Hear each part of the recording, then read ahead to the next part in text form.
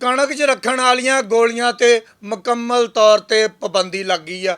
Commissioner Faisalabad Imran Hamid Sheikh ਦਾ ਇੱਕ ਬਹੁਤ ਹੀ ਅੱਛਾ ਇਕਦਾਮ ਸਾਹਮਣੇ ਆਇਆ ਵਾ।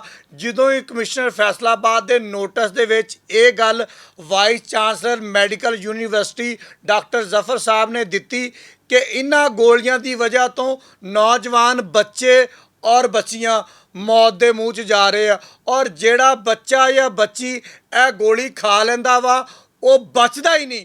ਉਹਦਾ ਜਿੰਨਾ ਮਰਜ਼ੀ ਇਲਾਜ ਕਰ ਲਈਏ ਉਹਨੇ ਬਚਣਾ ਨਹੀਂ। ਉਹ 2 ਦਿਨ ਕੱਢ ਲਵੇ, 3 ਦਿਨ ਕੱਢ ਲਵੇ, 1 ਦਿਨ ਕੱਢ ਲਵੇ, ਉਹਨੇ ਆਖਰ ਮੌਤ ਦੇ ਮੂੰਹ ਦੇ ਵਿੱਚ ਜਾਣਾ ਹੀ ਜਾਣਾ ਵਾ। ਇਹ ਅਸੀਂ ਨਹੀਂ ਕਹਿ ਰਹੇ, ਜਿਹੜਾ ਲੈਟਰ ਮੈਡੀਕਲ ਯੂਨੀਵਰਸਿਟੀ ਦੇ ਵਾਈਸ ਚਾਂਸਲਰ ਡਾਕਟਰ ਜ਼ਫਰ ਸਾਹਿਬ ਨੇ ਕਮਿਸ਼ਨਰ ਸਾਹਿਬ ਨੂੰ ਲਿਖਿਆ ਵਾ, ਉਹਦੇ ਵਿੱਚ ਵਾਜ਼ੇ ਤੌਰ ਤੇ ਲਿਖਿਆ ਹੋਇਆ ਵਾ ਇਹ ਖਾਣ ਵਾਲਿਆਂ ਦੀ ਮੌਤ ਦੀ ਰੇਸ਼ੋ 100% ਆ। ਯਾਨੀ ਕਿ ਜਿਹੜਾ ਬੰਦਾ ਵੀ ਕਣਕ 'ਚ ਰੱਖਣ ਵਾਲੀ ਗੋਲੀ ਖਾ ਕੇ ਆਂਦਾ ਵਾ ਉਹ ਬਚਦਾ ਨਹੀਂ। ਕਮਿਸ਼ਨਰ ਫੈਸਲਾਬਾਦ ਨੇ ਫੌਰੀ ਤੌਰ ਤੇ ਇਸ ਲੈਟਰ ਦਾ ਜਵਾਬ ਦਿੱਤਾ ਤੇ ਨਾਲ ਹੀ ਜਿੰਨੇ ਵੀ ਆਪਣੇ ਡਿਪਟੀ ਕਮਿਸ਼ਨਰ ਸਾਹਿਬਾਨ ਨੇ ਉਹਨਾਂ ਨੂੰ ਇੱਕ ਲੈਟਰ ਲਿਖ ਦਿੱਤਾ ਕਿ ਤੁਹਾਡੀ ਜ਼ਿੰਮੇਵਾਰੀ ਆ, ਤੁਸੀਂ ਇਸ ਗੱਲ ਨੂੰ ਇਨਸ਼ੋਰ ਕਰਨਾ ਵਾ ਕਿ ਕਣਕ 'ਚ ਪਾਉਣ ਵਾਲੀਆਂ ਗੋਲੀਆਂ ਕਿਤੇ ਨਾ ਵਿਕਣ।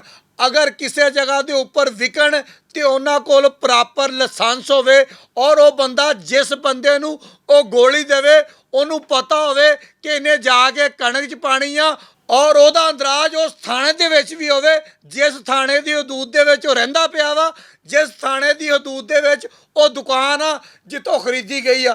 अगर यदि वायलेशन होएगी तो उस बंदे दे उपर जिस बंदे नूं ऑथोराइज किया होया वा डिप्टी कमिश्नर ने उस बंदे ते भी परचा होएगा और उस बंदे ते भी परचा होएगा जिहड़ा लैके जा रहा वा, क्योंकि उन्होंने थाणियां दे विच अंदराज नहीं करवाया। सिर्फ ज़रई हालात वाले जिहड़े डीलर ने ਉਹੀ ਇਹ ਗੋਲੀਆਂ ਦੇ ਸਕਦੇ ਨੇ, ਉਹ ਵੀ ਉਹਨਾਂ ਲੋਕਾਂ ਨੂੰ ਜਿਨ੍ਹਾਂ ਨੇ ਕਣਕ ਦੇ ਵਿੱਚ ਰੱਖਣੀਆਂ ਵਾ। ਅੱਗੇ ਤਾਂ ਇੱਦਾਂ ਹੀ ਹੁੰਦਾ ਸੀਗਾ, ਜਿਹੜੀ ਬੀਬੀ ਭੈਣ ਜਾਂਦੀ ਸੀ ਘਰੋਂ ਆਪਣੇ ਬੰਦੇ ਨਾਲ ਲੜਦੀ ਸੀ, ਉੱਥੇ ਜਾ ਕੇ ਕਣਕ ਵਾਲੀਆਂ ਗੋਲੀਆਂ ਲੈਂਦੀ ਸੀ, ਮੂੰਹ 'ਚ ਪਾਉਂਦੀ ਸੀਗੀ ਤੇ ਮੌਤ ਦੇ ਮੂੰਹ ਚਲੀ ਜਾਂਦੀ ਸੀ।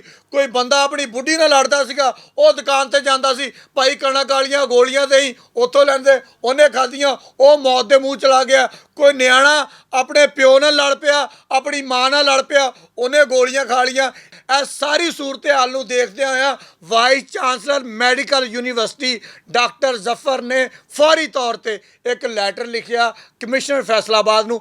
ਕਮਿਸ਼ਨਰ ਫੈਸਲਾਬਾਦ ਨੇ ਉਨੀ ਜਲਦੀ ਨਾਲ ਇਸ ਮਾਮਲੇ ਦੀ ਸੰਗੀਨੀ ਨੂੰ ਸਮਝਦੇ ਹੋਇਆ ਸਾਰੇ ਡਿਪਟੀ ਕਮਿਸ਼ਨਰਸ ਨੂੰ ਇਹ ਲੈਟਰ ਲਿਖ ਦਿੱਤਾ ਕਿ ਤੇ ਫੌਰੀ ਤੌਰ ਤੇ ਪਾਬੰਦੀ ਲਾਈ ਜਾਵੇ ਕਿ ਹਰ ਬੰਦਾ ਇਹ ਗੋਲੀ ना खरीद सके, क्योंकि अजकल नौजवान नस्ल दे विच बर्दाश्त बिल्कुल नहीं हैगी।